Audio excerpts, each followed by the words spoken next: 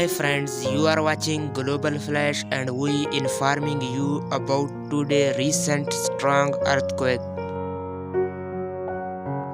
On Friday, 4 February 2022 at local time 5 p.m. deadly earthquake hits on Indonesia was reported by United States Geological Survey.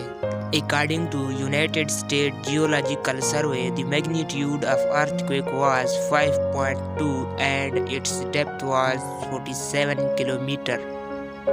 Please subscribe my YouTube channel for more updates. Thanks for watching Global Flash.